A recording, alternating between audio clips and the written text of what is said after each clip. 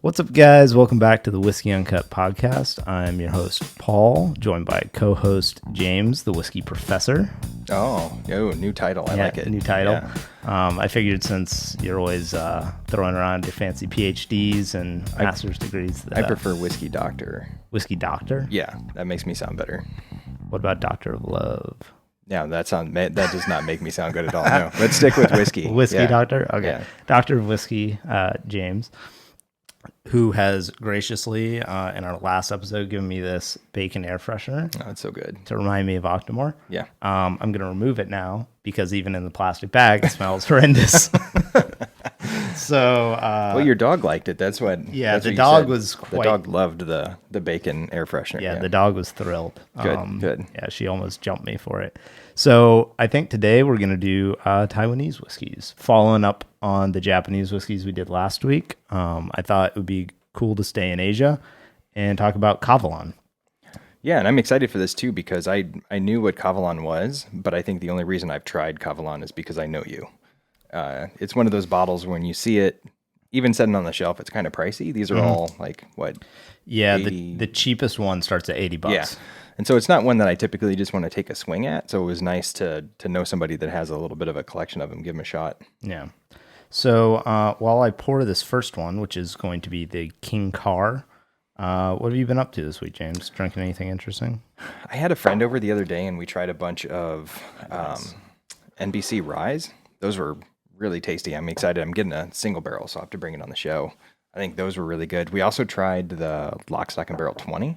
Ooh. So I need to bring Lock, that one on Barrel's too. Good. Yeah, there you go, I don't like it as much as the 18, which kind of surprised me. No? It was a little bit on the dry side. It's much more oaky than the 18. Yeah, I like oakier whiskeys. You might really. I guess because I get really used like to the old Scotch that I enjoy that really dry, long, kind of oaky finish. I did have a question for you, though, before we get into the Kavalan tasting. Okay. So this was something I was debating this weekend because a buddy of mine came over and he looked at my cabinet and realized that I could drink whiskey from now until the time I die and probably have like 4 shelves left, right? Yeah, I think we're both in the same spot with how much whiskey we have. Yeah, probably. And he laughed because I was going through and I was showing him the new bottles that I just bought. And he was like, why are you even bothering buying new bottles? And that was something I never thought of before because I just always see something new and I'm like, hey, I want to try it. So I wanted to ask you, like, even though you have as much as you have, what still makes you want to buy another bottle when you see it? It's got a pretty label. Oh, so you go for the looks. Yeah. That makes sense. No, when it's a new release or it's something that I feel is integral to understanding a distillery. So for me, like my reviews typically focus on Malt Mondays. My reviews typically focus on the standard releases from distilleries because a lot of the other stuff, not everybody can get a hold of. And so I kind of want to more focus on stuff that is readily available. And I feel like you can't really appreciate, well, maybe you can, but I kind of feel like I appreciate more the special bottles from distilleries if you've tried their core range and you kind of understand that distillery's like identity. It kind of helps you appreciate more when you get those special bottles. No, so, that makes sense, yeah. For instance, yesterday I picked up a bottle of Talisker 8-year-old, cast strength, natural color, which are both things Talisker doesn't normally offer. It's normally it's a Diageo product, and it's finished in Caribbean rum casks. So it's a unique finish for Talisker. It's cast strength, natural color, and I think unchill filtered. I'd have to check on that. But, so for me, right away, I was like, 2020 release, it's a limited edition. I'm going to buy it. Even though I have no reason to buy more whiskey. Right. Because I want to try it. Yeah. And I guess that's what my position was too, is a lot of the stuff I buy now is not stuff you're going to find on a shelf in an everyday store. And it's not just because it's all limited stuff. It's single barrel picks that, there's 200 bottles of them. Once they're gone, they're gone. You're never going to see it again. Yeah. And so it's not like I can just roll up into a bar and get a pour of the stuff I'm buying. And so I guess that was my response to him is I'm looking for unique at this point in my drinking. I'm looking for different things. And, the things that I'm buying are stuff that I just can't get a pour of it at a bar. Yeah. If I could, I probably wouldn't buy as many bottles as I am. Yeah, there you go. But sometimes I do look at my shelf and I'm like, damn it, like I need to have Paul over more to drink these because I'm going to have to build I concur. new shelves in my kitchen to be certain to fit some of these bottles on. Yeah, well, and a big thing too is like, I took that bottle to the lake, hung out with my dad, and we both just sipped on it this morning, This morning? This morning, Oh, bright good, and early. good. Breakfast whiskey. Yeah, well, it's called Scottish coffee. James. Oh, is that what it is? All right. Yeah. All right. Did you have coffee or was it just the... No, the Irish are weak. Okay, They add gotcha. coffee They add to their coffee whiskey. it. Okay. The Scottish, they're strong. I gotcha. Pure whiskey. But he and I have both had Talisker 10, Talisker Storm, Talisker, all the standard Taliskers. So, there's nothing wrong with any of those. I love Talisker's whiskeys, but I don't know. There's nothing exciting now about like, oh, I brought a bottle of Talisker with me to share because we've both had it. Now we're both going to enjoy it, but having that new bottle that's a limited edition and we're not going to get to experience again makes it more special. So I think for me, that's really where it is. So when I go to a new distillery, like I try a new distillery that I've never tried before, I always buy 1 or 2 bottles of their standard regular products before I buy like their specialty stuff. Yeah, see, I think I skip Pretty much right to every the time. specialty stuff, but Yeah. that's just... I like to try their kind of standard line because I think you get a good feel for the quality of the product they're putting out. Right. But then if I'm taking something home, I want to take something special. Well, you'll be happy today because we didn't have standard Kavlan. Yeah, these are all special Kavlan. Pretty You're much. so fancy, Paul. Yeah. You're so fancy. So for those who don't know, Kavlan is the distillery in Taiwan. It's in the Ilan province. And I found it purely by accident when I was over there visiting my brother. We were just happened to be staying near a few miles away from the distillery, and they had just won some international awards. So my brother knew that they were around, and he told me, and he's like, "Hey, we should go check it out." So they opened in 2005, and it's contrary to a lot of small distilleries that start up as like, especially with like bourbon, you see a lot of people like, oh, my grandfather had this recipe, or, we revived this brand that used to be really iconic here that's fallen away. Kavlan's a totally new thing. It's produced by like the biggest coffee maker in Taiwan. And it started off just totally industrial, large scale right away, millions of liters right off the bat. But I got there right at the perfect time. So this is like the first batch of their whiskey that they produced because they opened in 2005 and these bottles are 2014, 2011. So they're about 5 years old and they were basically that first run of what Kavlan made. And so they had a little better casks, a little more special casks than they maybe do now. They've changed up some of the recipes. For instance, on the vino, it's using different types of wine barrels now than it did in the past. But some of these others, the ex-bourbon, the Concert Master, and the King Car are going to be the same. Those are all, I purchased those recently and got a hold of those recently. So have you had any Kavlan? The only one I've had is the Soloist, which you brought over one time. Okay. So we'll get to that one, but that's the only one that I've had. I haven't tried any of their basic stuff. I know very little about them, other than the fact that it's single malts, and they have a very unique profile when I tried them because of that really high heat and humidity. It's just a different aging process than any other whiskey that I've probably ever tried. Right. So Kavlan, the big thing that they got known for those who don't know, is winning international whiskey competition, single malt competition specifically, against like 20, 25-year-old scotches with 5-year-old whiskey because it's so hot and humid in Taiwan and the temperature fluctuates really drastically, kind of like Kentucky. It ages a lot faster than Scotland. But they didn't, completely do it on their own. They had Jim Swan come consult, who also helped Kilchoman and Amrut. He also helped start up Amrut. So, as it's typical for distilleries to have a consultor a consultant from the industry who's, an expert to help them start up and get their mashing right and all that. But And so we are starting here with the King Car, the King Car. All right. And so what's the deal with this one? So basically, the King Car, the regular Cavalon is ex bourbon barrel, bottled at like 43% ABV. I would guess probably 3 or 4 years old, pretty young. The King Car is basically that, just a little bit better. It's like the step up of the standard Cavalon. So is it just a little older? Do they just age it a little bit longer, or is it just select barrels? I'm not sure. So it's just better. Yeah. Okay. Yeah, exactly.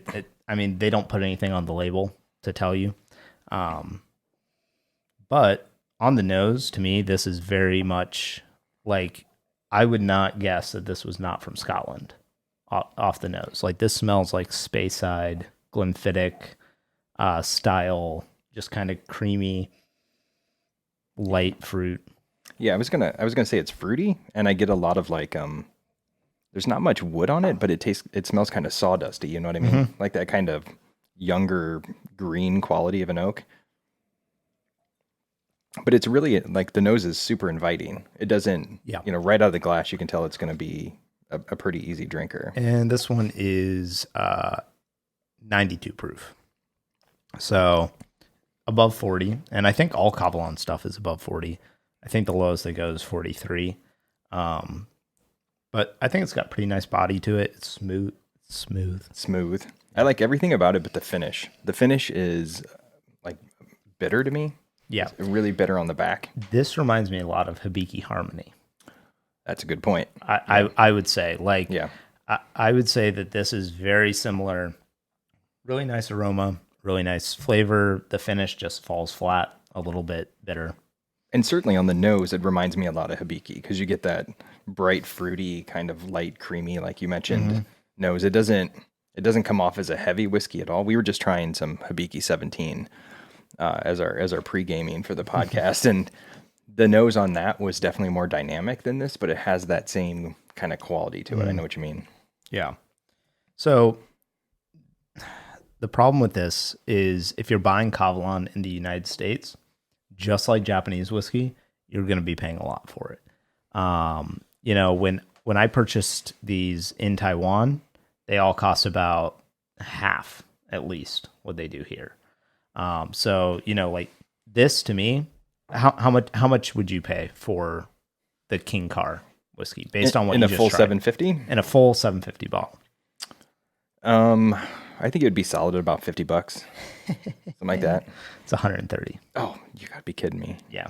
See, that's what's weird about, we talked about that last time with the Japanese whiskey, is you're immediately putting yourself into a price category where you can have some outstanding bourbon and rye at a fraction of the cost, right? Yeah, or an 18-year-old, a nice Talisker 18. But did that nice cost you that Highland in Taiwan, or did you pay No. half that? So you No. paid like $60 or $70. Yeah, this would be like equivalent. $60 or $70 in Taiwan. All right, so see, I could swing that.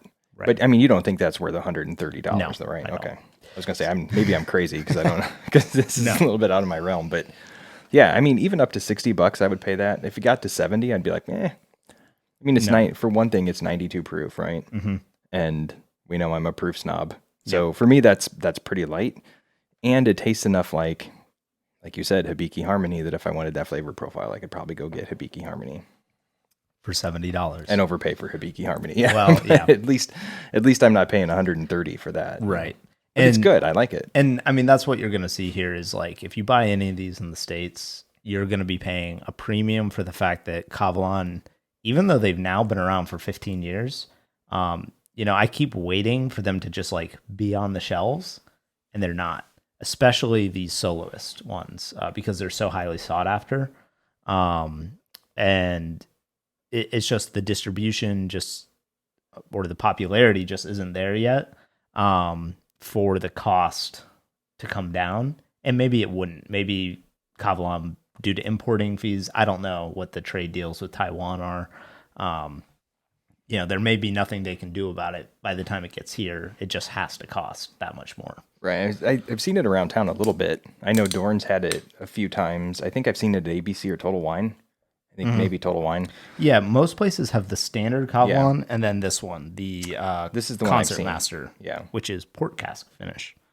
So this will be essentially what we just drank, but finished in port cask, and pour some for Tyler also. What do you think of the first one, Tyler? Yeah. The Glenmorangie 10-year-old? Yep. Yeah, Which costs $40. It's completely unoffensive, right? You can sit there, you can drink it, you can sip it. You know, if it wasn't $130, I say you could throw it in a cocktail, but I might have a panic attack if I made a cocktail out of it. But it's good. It's good. Yeah. But this one, I'm right on the nose. You can see how much of a deeper, like it's just a much more. It's rich compared to the first one. Oh yeah, no, there's a dark aroma to the port cask of the Concert Master. It's almost chocolatey. Like it's just an entirely different product. And you know, we did the whole set, you know, the whole episode over finishes, and I think this is a really good example of what a finish can do, because you put these two next to each other, and I wouldn't even know that they were related. Yeah. To me, this has like a really heavy, like resin, like woody resin aroma, kind of like if you were like staining wood in a wood shop kind of thing, which isn't the most pleasant aroma to me. Like I don't know, there's something that's a little bit off to it. It's astringent. Like on the nose, it's astringent. It smells a little bit like cleaner, which is I think where you're going. Mm-hmm. Yeah, but I kind of like it for some reason. It's funky. I don't know why. It is but funky. I like it. But beneath that, there is that kind of chocolatey, dark fruit kind of character to it. I don't know. I've actually never had this one before. Is this the same proof? This one's actually 80 proof. Yeah. And that's weird too, because even on the mouth, even on the mouth, it feels heavier and it feels a little bit thicker. I think I've found that though with sherry finished whiskeys or port finished whiskeys, that the syrupiness of the cask finish can give the whiskey, like, it can make it feel thicker than it actually is. Are you doing your little infinity glass? Now you gave it away, but yeah, okay. I'm going to be combining these over the course, and then we're going to try it at the end and see what it's like. Okay, that should be interesting. I should have saved a little bit of the first one. Well, I think you have more, so you're good to go. Well, that's true. I could do more. So, so Kavalan is producing all these. So these are all single malt, but it's interesting because they're humid. Their climate, because they're humans. Is that what you're, their climate is so hot and humid there. Their whiskey ages really quickly. Do you know where they get their malt from? Is it? I think they get the malt from Scotland. Okay. Yeah, and they actually do produce some peated whiskey. And they import the peat from Scotland also. Oh, really? So, that's really interesting. I'm going to guess that, because a lot of other places they just kind of use whatever's around, also, right? Yeah, Emery does that as well. Mm-hmm. Okay, I think so. I think they import their peat from Scotland for their peated whiskeys. Which reminds me, we need to get some of these, like, what is it, Icelandic, like sheep dung whiskeys. That sounds fantastic. Yeah, we need to get some of those. I had a buddy that went there, and he was like, "Dude, they smoke the grain with like sheep poop." And he was like, "Have you ever had a sheep poop whiskey?" And I'm like, "No, I haven't. Like, I've never heard of that before." So maybe importing it from Scotland is the better option for the peating. But I want to try. If anybody has a lead on sheep poop smoked whiskey, I want to try one. You know what we need to do, James? When we start our own distillery, guinea pig poop. Oh, smoked guinea pig poop whiskey. Yeah, that would be so good. With essence of real guinea pig. Oh yeah, it would be so cute. Oh my God. It'd be adorable.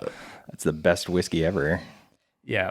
I don't know. So even as this opens up in the glass, freaking guinea pig coming back. Yeah, coming back to the whiskeys. Staying on topic a little bit.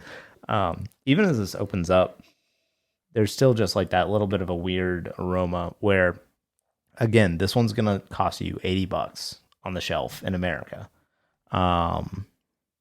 Just go buy Glenmorangie Kinta Reuben. Like, yeah, I agree. It's just better. Although I will say that this at 80, I would pay before I bought the other one at 130, no question. Yeah. But yeah, I mean, 80, you're in a pretty high price point there. Yeah, and I think this is a good example of, like, the first one I would say is a better whiskey in terms of it's smoother, it's got more balanced flavors, it's I don't know. There's nothing off, but the Concertmaster is more interesting. Yeah, if you were going to pour me one, I'd rather drink the Concertmaster. I can probably appreciate the first one. And that's one of the things you get when you do barrel finishes, right? Is you can cover over a lot of imperfections in your whiskey with the barrel, and it can end up kind of one note. And in this case, maybe a little bit in that range, but it's still a pretty solid whiskey. So this one, I'm sad I don't have the soloist version. That was the bottle I brought back that I finished. So this isn't the true cast strength version of the Cavalon X Bourbon, but it is 108 proof. So what's we're the getting up there a distinction little here? bit. Because don't they use X Bourbon barrel for a lot of them? Yes, but this is only X Bourbon and it's first fill X Bourbon barrels, no refill casks. And as now we're getting up to higher proof. So they have pretty much, they produce all their whiskeys like the sherry cask, the X Bourbon, the wine barrique. All of these are produced both at a batch proof, which is like this. So it's 54%, but it's not a single cask. The soloist version is a single cask version of that, and it's true cast strength. So they have like two versions of all their whiskeys. So this isn't quite, I think the soloist ones are the best. But I think I'm thinking you might like this one. You can give Tyler a little bit too if you want to pour him a wee dram. Sure. There we go. I like the nose on that. Very vanilla and honey. It's very light, especially coming off the Concertmaster, which has a lot of that port influence. This one's almost hard to pick up. Yeah, you may just have to let it open up in the glass a bit too. Oh, there we go. Once you swirl it around a few times and then let it sit, it starts to pop out. So, okay, so this is what, and we talked about this one of the other times too. This is what I would refer to as a bright whiskey. Okay. The nose is very bright. It's kind of sharp, with like citrus notes, and it's not nearly as floral or kind of like super soupy, super fruity like the first one. Yeah. So to me, that smells good. Yeah, and as it really starts opening up. I really notice with high proof whiskeys. So this is a mini sample that we're drinking, and I've heard people discuss miniatures of whether or not they have the same quality as the full bottles. Ugh, seriously? Yes. Ugh. Simply because the way they're stored, the seal is different. The way they're stored is typically different. They're not treated with as much care. They might be left out in the light. They might be using the tail runs of the barrels to fill the minis. I don't know. I've just heard lots of people discuss whether or not they think minis are as good as the full bottles. What do you think? Have you ever noticed a difference? No, and I think I'm already annoyed with this conversation. Like, I would challenge anybody to pick a mini out of a lineup. Period. I'll pour you all of them. I'll mix in a few minis. You tell me which one are minis. So now here's my follow-up question. Do you think that people have that perception just because there's variability within any whiskey between any two bottles, even if it's a standard bottling? Like the Buffalo Trace whiskeys that you did the other day, where that one was just wildly different and and bad. that was a rarity too, because I've never had a Buffalo Trace that tasted like that. It was super odd. It's, especially if you're dealing with a product that's a small batch or that's a single barrel and it's in a small bottle, I can see that being a problem. More than anything, though, I think people just want to see a difference. Okay. Like they just want to look at it and be like, oh, I don't want those minis because they taste different. They use the last run of the distillate for the little minis. Yeah, I mean, I'm not whatever. Yeah. Like I don't buy that. Okay. I really don't. Yeah, I've never compared. I've never gotten a mini of a whiskey and a full bottle and done them like side by side. Well, future podcast. Let's do minis versus full bottles and see what happens. But I would be stunned if people could actually tell the difference. Yeah. Maybe there's a little bit more oxidation in there, but I don't know. Yeah. It doesn't make any sense to me. I That it don't would be know. that much I've just different. heard a few people mention that they've had minis of a whiskey that they know well, and they thought it was noticeably worse. Mm-hmm. So take that for what you will. I don't. I have no Were these idea. Scotch people? Were these Scotch Yes. minis? Oh, Yes, okay, now it Scotch makes minis. sense. Yeah, bourbon people don't think that. That's just Scotch folks that think that they can taste the small. They can taste the. This just tastes like small bottle. Can you taste the small bottle in this one? I like the large bottle flavor, just a little bit better. Yeah, I don't. Although so I'm kind of a snob when it comes to wine too, and I tried a wine this past week, and I swear to God I could taste metal in it, and I was like, "This stupid thing is stainless steel aged, right?" And she was like, "Yeah." So who knows? Who knows? Maybe somebody can tell the difference, but Maybe that's why you don't like Eagle Rare 17, because they're sticking in those stainless steel barrels I to just hold on smell. to it Yeah, for I just years smell and years. metal. That's all. And I smell metal and greed. That's all I smell when I taste Eagle. when I taste Eagle Rare. Metal Like, and greed. It's kind of true though. Like some of those limited whiskeys, it's very artificially induced, the scarcity. Oh yeah, absolutely. Yeah. But theoretically, it's for the purposes of not running out. It's to make sure that they don't run out until the stock builds up. But I don't. Yeah, it's a good theory. I get That's a good suspicious. theory. Yeah, I don't think that's what it is. I think it's They have giant stainless steel vats of Pappy Van just Winkle just all over sitting the around. place. Yeah, just sitting there because they don't want to age it any longer. They want to get out of the barrel and just let it chill in these big vats. I don't know. It's all about the illusion of it being rare these days. And hey, Buffalo Trace, like, they're the best at that. They started that. Yeah. And that, by the way, is why Blanton's is no longer available anywhere and why people trample each other over Buffalo Trace, which should be like a $25 bottle. So Yeah. this, by the way, is a fantastic little whiskey. You really like it? I really like this one. Yeah. All right. How much would you pay for this one? The small bottle, I wouldn't pay anything because it's crap. This is junk. Yeah. Well, This if it is didn't- junk in a if small it- bottle. If it didn't have the small bottle flavor, if it had that big bottle punch, Ooh.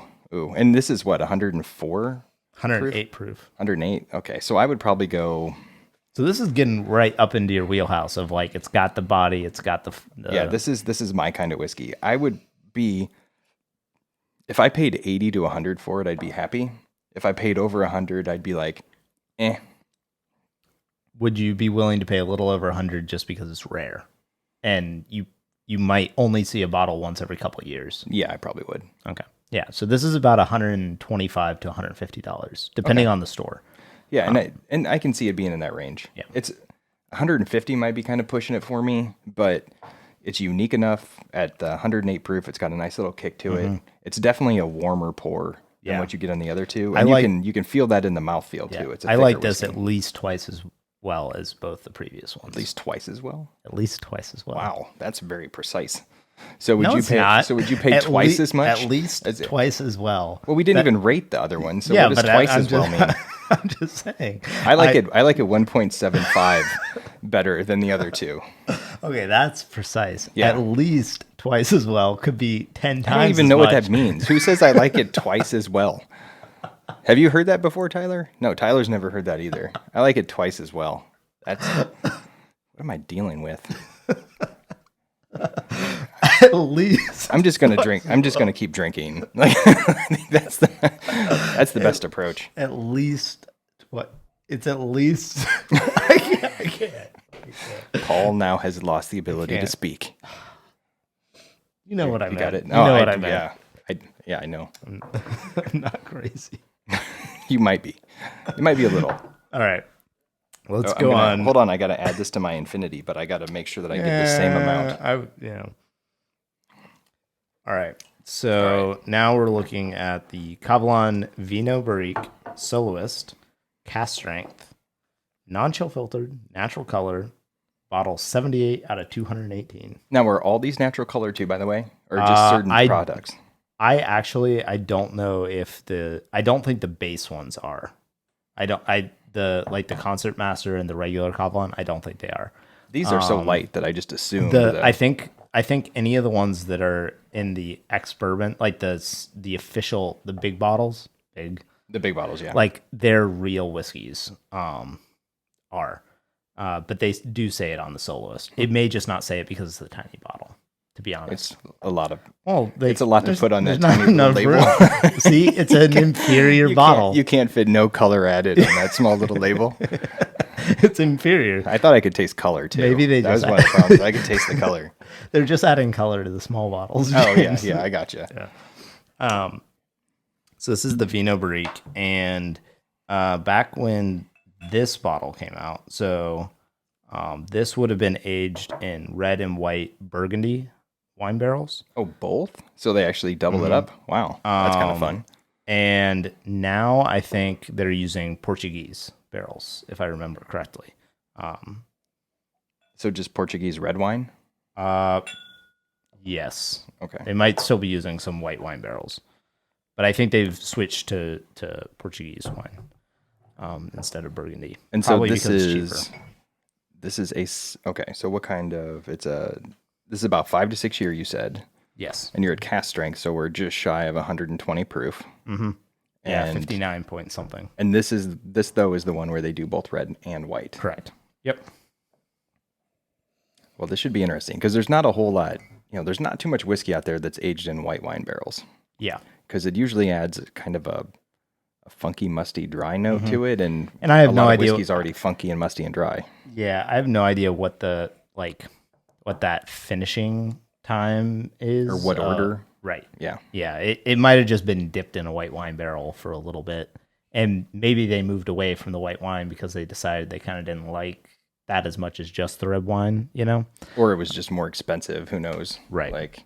And we talked that one time too. There's a lot of places that make their own red wine just to use the barrel, and so you just kind of make a cheap red wine and just to kind of condition your barrel beforehand. So who knows? Yeah, to me, I absolutely love the nose on this. It's just kind of exotic smelling. This one's hard for me to put tasting notes to because it's not, there's a lot of the aromas that aren't particularly in my wheelhouse of flavors that I typically, deal with. I still get a lot of citrus on this. There's a lot of like lemony, orangey type of note. I think the last time I drank this, I called it kiwi. Like there's, I could see that, yeah. To me, it's very lemony for some reason or another. I like the nose on this one at least twice as much as I like the nose on the other ones. It's a pretty interesting, like I haven't tried it yet.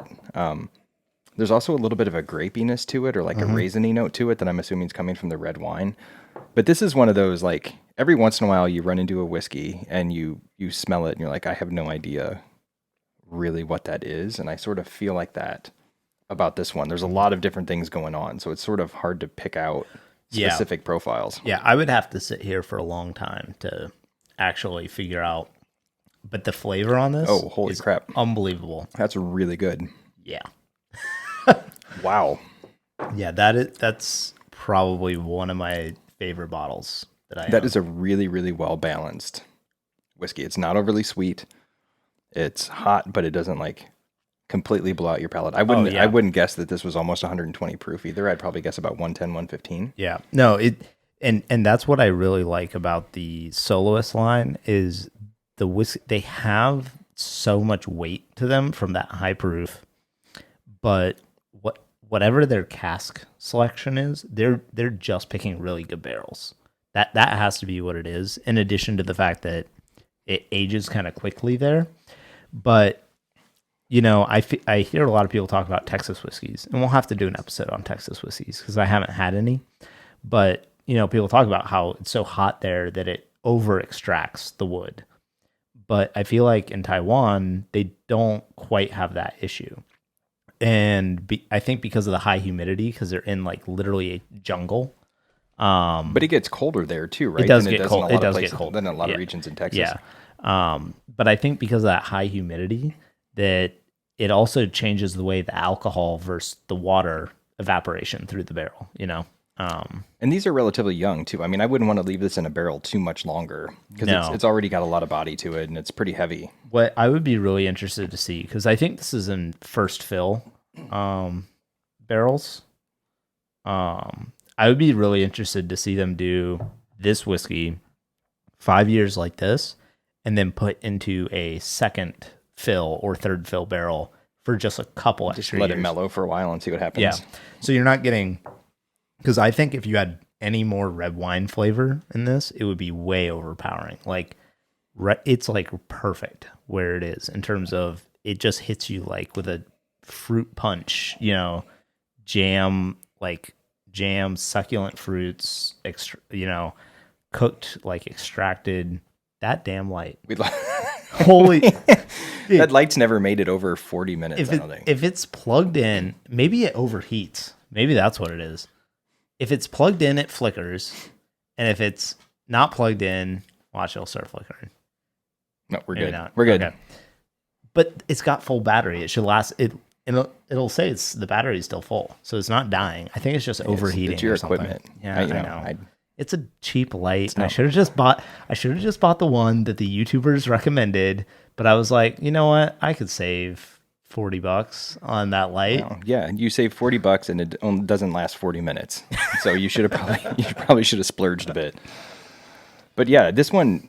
So the thing that's interesting about this one to me is, I'll be mad if you add this to your dump cup. Sorry, continue. no, I'm going to add a little bit because I have to, just for the integrity of the dump cup.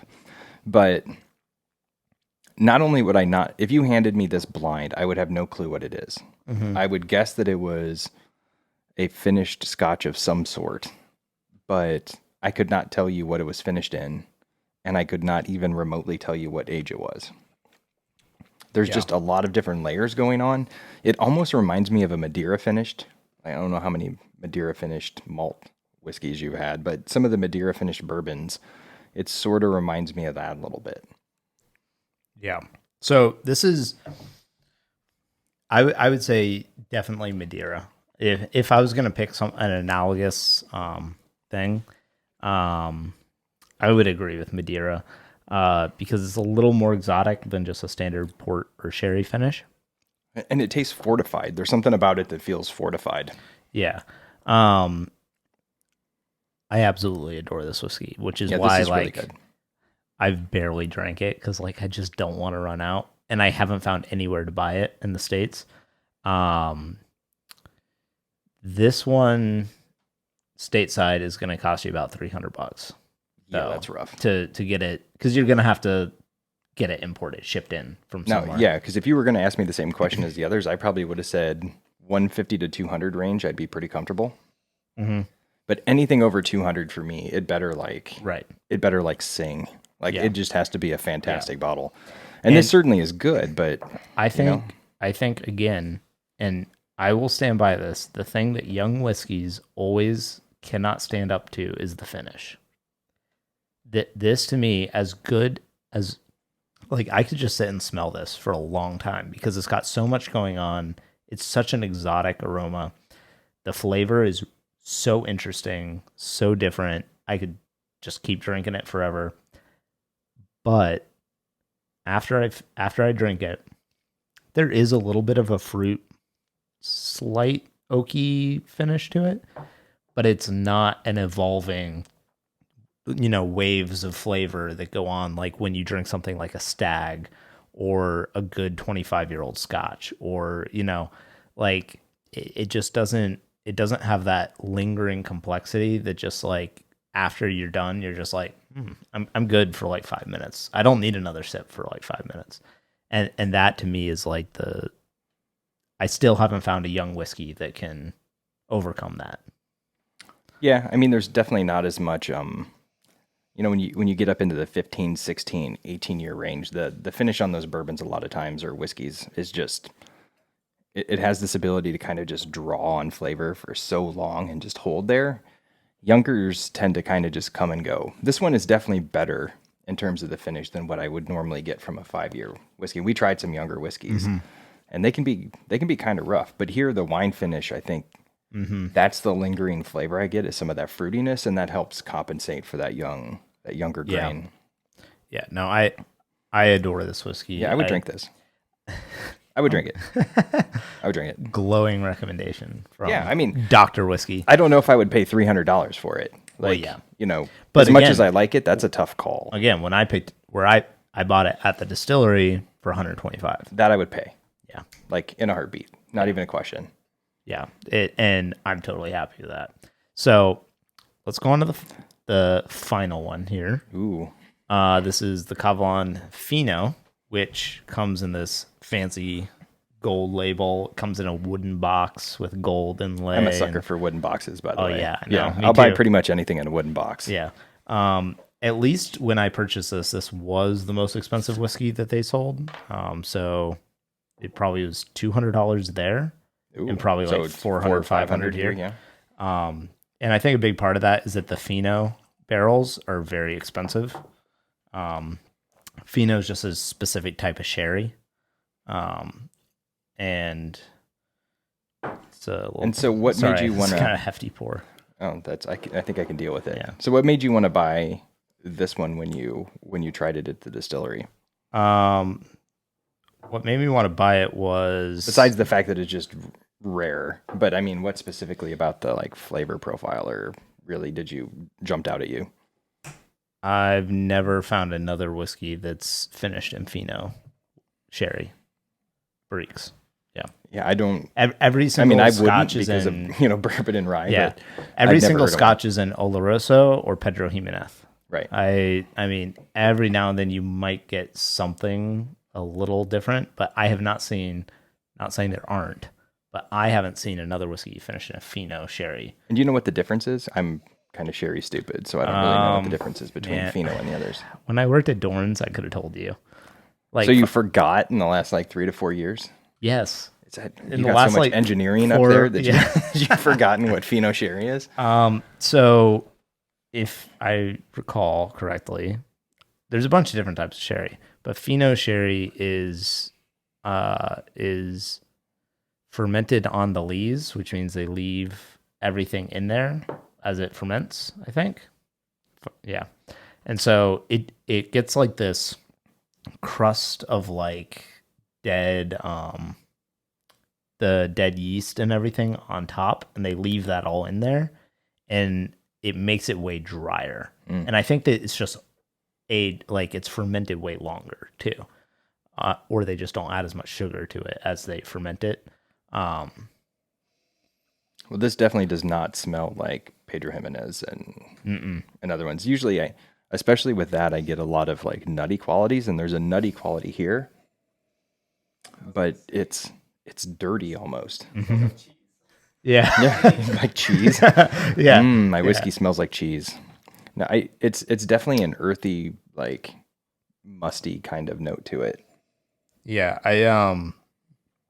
I always this one's way more vegetal almost in the aroma. And I get a weird like balsamic vinegar kind of note to it, which Yeah. I've never experienced before in a whiskey. So that's just something different. That's what I'm saying. Like the Fino wine barrique or the Fino sherry barrique. Dude, that is weird. Yeah. The flavor profile on that is just odd. It's really odd. It's funny because on the previous one, even though that's a different whiskey, and like you referred to it as exotic a couple times, that's a flavor profile that I can sort of wrap my brain around. I don't know what the hell to do with this one. This is just entirely different. I've never tasted anything like that before. Yeah. It's The closest thing I could describe it to, it reminds me of like grappa a little bit. Like it is harsh, like grappa is Yeah. to a certain extent. And not harsh in the sense of like it burns your throat No, or mouth. no. It's like a very blunt flavor almost. I love it. And this is oakier to me. There's more oak influence on this one than what I get in the other stuff. But that could also be just from the dry kind of characteristic of the sherry too. It's kind of hard to tell. So let's see. So this one was distilled in 2010. 06, 08, 14. Yeah, so this one is 4 years, 9 months. And the wine barrique was This is how long it takes Paul to add between no, they distillation have date. They have these stupid little codes. Oh on the yeah, front. sorry, he's deciphering codes. And this one is 4 years, almost exactly. So, Okay. It would be hard to explain unless people were trying this, the difference between these two products. The Yeah. the first one is so fruity Mm-hmm. and just rich. This is dry as all hell. Yeah. Like, I mean, just immediately dries out your palate. Yep. And but the nose is like opulent. Like, ooh, opulent? The nose is opulent. It is. God. Yeah. He doesn't remember what Fino Sherry is, but he remembers opulent. Okay, opulent's a common term. Yeah, yeah. I all the time I drink whiskey. I'm like, oh, this is opulent. It's a very common profile for me. That's because you're drinking like Jack and Coke, with your freaking American whiskey. Well, you could use opulent for a Jack and Coke. I'm going to throw it out there from now on. But this one is just, it almost tricks you into thinking that there's more oak on it than what there is. Mm-hmm. Because to me, you'll hear me over and over again on here say it's oaky, it's oaky, it's oaky. There's two ways that you can get oak. You can get very obvious oak, like it tastes like you're licking a barrel. But you can also get this dry, tannic feeling that sort of just dries out your palate. And this dries out your palate. And so it sort of tricks my brain into thinking that this is a much older whiskey than what it is because it tastes oaky to me. I would guess at least twice the year count on this. I would say that it was an 8 to 10 year minimum. Yeah. And if you give it a good old Taiwanese chew, yep. It really,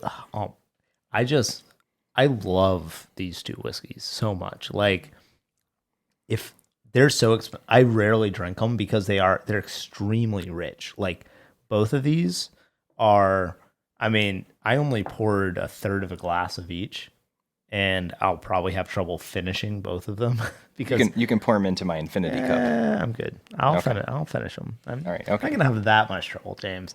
But I'm just saying, like, you could not drink this every night. I couldn't. It's way too. I could make myself do it. I could force myself. But you're right. I almost want both of them after dinner. Yeah. Like I want it as something that sort of rounds out the night. Or I want like a fancy smoking robe and a cigar and like a man room somewhere where I can go and just opulent enjoy it. Yes. Robe. Yes. Yeah. And just enjoy it. And just also, what's the difference between a man robe and a woman robe? I said a man room. Oh, man room. Yeah. I thought you said robe. No. I'm pretty sure robes are like the definition of gender neutral apparel. No, I didn't want a man robe. I just wanted a man room, like a man space. robe. Yeah. I have a room now in my house, by the way, that I can set by myself. We moved the guinea pigs out of it. Oh, nice. So it's just my own room. So I'm going to try that. I'm going to take a little bit of this home. I don't have a robe, but I'll try one. I'll buy one, and I'll just sit there and drink this. These are good. So I'm going to put you on the spot here. Mm. So, first of all, which one out of these two do you prefer? Do you have any of the vino left? I do.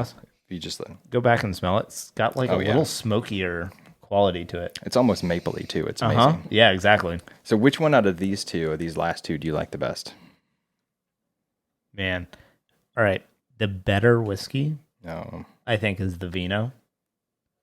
The one I would be more excited to share with somebody who drinks a lot of whiskey is the Fino. See, I thought you were going to say the opposite. As soon as you said the better whiskey is, I thought you were going to say Fino. No, I just think the Fino, so it's hard. The Fino to me does have a better finish than it's got a longer finish to it. And it does have, it's just a little less balanced in my opinion though, because the Fino is so off the wall that I feel like it's way more going to be a hit or miss of whether or not people enjoy it. So, but for you personally, for me personally, I think the Vino is the more solid whiskey, especially considering the price difference, because they're almost $100 difference. Yeah, I think the Vino, just in terms of what I would want to drink, I would want to drink the Vino first.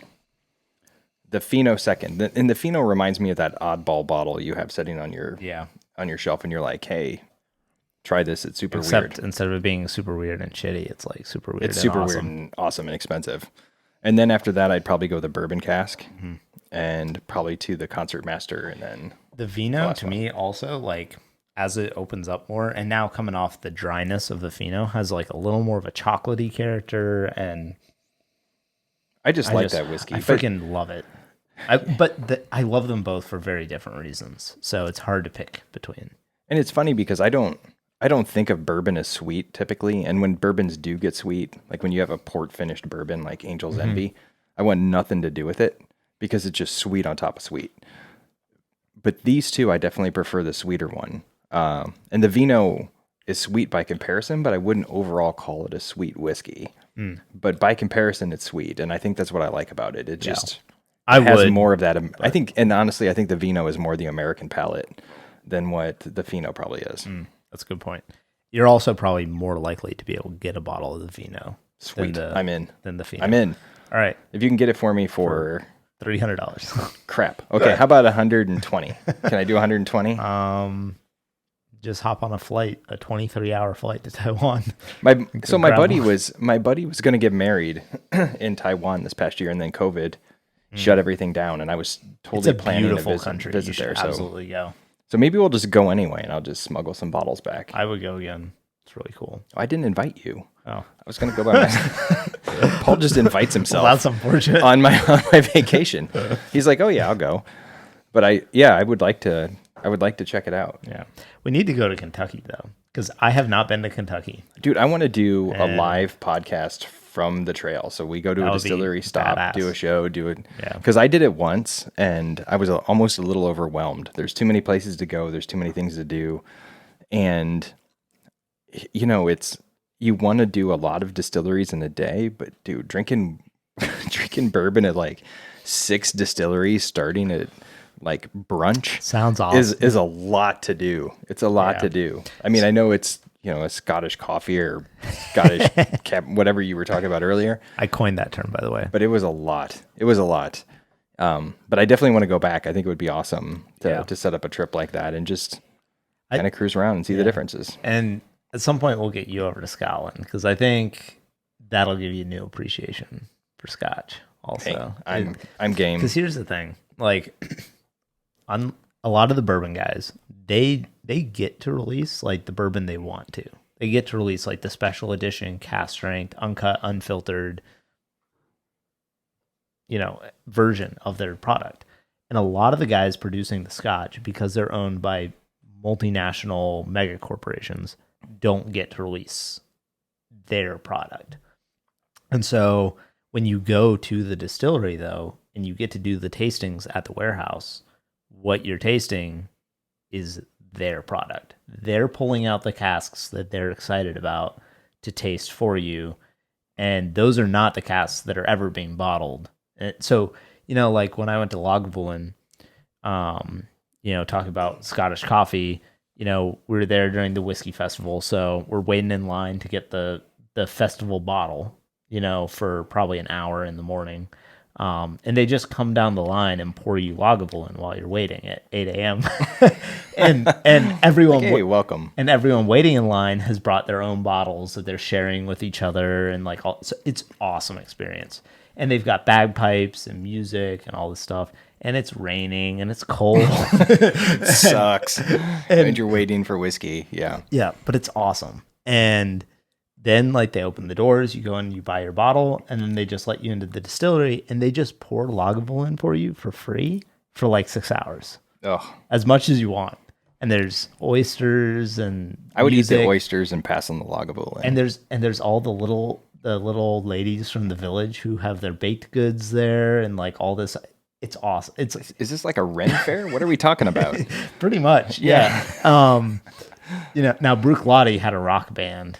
Of course, Bruichladdich has. Yeah, exactly. Yeah. But you know, like the whole experience there, and then you go and you meet the warehouse manager, and you know he brings you in there, and he's just like, "Yeah, I just pulled like Lagavulin, like 22-year-old, 19-year-old, 12, and it's all cast straight out of the barrel.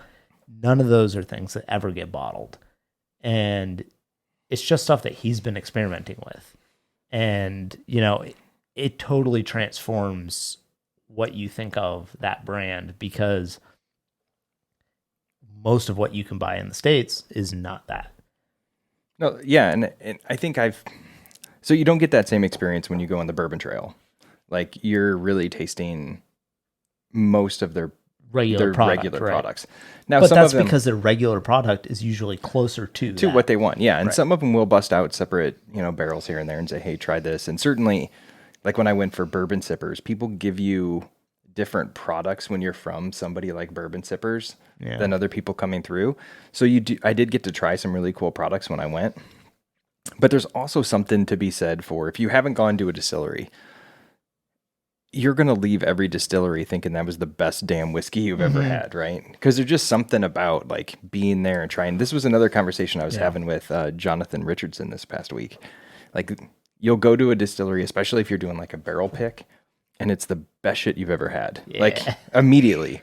And so I am curious to go because, maybe my experience with a Scotch would be different when I see it and I see how it's made. And there is a big difference. If we go to Iceland and I see the actual sheep dung come out of the sheep and you get before to it ends up collect in my it whiskey. by hand. I bet they let you collect it for them also. Dude, if I could collect, I would pick only the best sheep dung for my whiskey. So I think there is something to be said for that experience of just being there and seeing it and seeing how they do it. You definitely get a better appreciation for it. I've been to places where honestly, like I've gone and I've tried the whiskey and I'm like, oh, this is great. And I take a bottle and I go home and I open it up 2 weeks later. I'm like, this is garbage. Like, why did I buy this? I don't know why I bought this. But it's just, there's something about being there and seeing it done. It's different. Yeah. And that's not true of every distillery. Like I went to Glenfiddich, and Glenfiddich is so big. Their visitor center is so big. And they just pour you Glenfiddich 12 and 18. Now, I didn't do the warehouse tour, that was sold out. Like, so maybe I would have gotten to try some special stuff if I had done that. But, that definitely plays a part too, is if you pick the smaller distilleries or the smaller brands, they have way more flexibility of what they can pull out and just hand you. Like when I went to Nelson Greenbrier, and Cliff's just like, yeah, I've got something back here that I can pour for you, that is not a standard bottle. It's not something that's part of the tasting experience. And, he's able to do that because he's a representative of the company. He's there, and he wants to make that experience special for you. And a lot of times too, they're just really excited to have somebody come and try their product because when you go to a big distillery, like if you went to Maker's Mark, you're gonna enjoy it. They're gonna be nice to you, but you're another number, right? And you may not ever be interacting with someone there who's part of the process. No, you'll be interacting with people who are paid to give tours. But if you go to a smaller distillery, you're meeting, the head distiller sometimes or family members of the head distiller. That's why I love going to J. Henry and Sons in Wisconsin. Every time I go, it's like the owner and his wife or why their are son. you going to Wisconsin so often? My wife is from Wisconsin. Oh, I didn't know that. Yeah, from Madison, and J. Henry and Son is in Dane. So every time I'm there, I stop by and they'll take me on tours and I get to try different products and stuff. So it's fun. Like, and at this point I've built kind of a relationship with them as well. So I send them emails. By the way, I'm gonna meet with them when I go back in June. He's probably get some samples to try while I'm there. So bring it back and do a podcast. Sweet. Yeah, I've noticed you mentioned going to Wisconsin before. And I was just like, why the hell would anybody go to Wisconsin? Well, I don't know why in the hell I'm in Florida. Some cheese. I don't know why I'm in Florida. I never thought in my life I'd be in Florida, but I'm in Florida. And so probably the two states that I never thought I would go to in Wisconsin and Florida. I live in one and I go to the other one all the time. Yeah. So it's just sort of how it goes. After a career of marine biology on the East Coast, I'm in some weird life stage right now. I'm not sure. So are you going to get mad at me if I pour these into my infinity cup? Well, how much are you pouring in there? It's like, which one's your infinity cup there? So this one's the infinity cup one here. Yeah, what's in this glass? Is that this is the Fino, and this is the. I think you need to drink about half of that Fino and enjoy it as it is, and then you can pour. Is that a good? Is that that's fine. That's acceptable. I'm gonna be a snob over here. All right. I'll do some more of this one. Hold on. It was only like $10 worth of whiskey. You just poured in there. I'm gonna. Who knows? You might. Yeah. I don't know that you know that. Oh, I know it. I've put the precise amounts in here to make it the best whiskey ever. Let me smell it before you drink it. Oh, it's so good. I've carefully metered and measured every one down to the final drop. It doesn't smell as bad as I would have thought. Well, But it doesn't they're all smell pretty good, as right? good as As you would have wanted I would have wanted. for me to be doing it. Yeah, but I'll do it for the podcast. It smells pretty good though. No one's drinking this whiskey anyway. I'm too worried about it running out, so I don't drink it. See, that's the real problem. When you start buying exclusive whiskey, okay, that's my problem. Not everybody has this problem. When I finally get a hold of like exclusive or hard to get whiskey, I just never drink it because I'm like, what if I run out and I want to share it one day with someone? So then I just never enjoy it. And I just drink all the stuff that I kind of don't like that much on my shelf.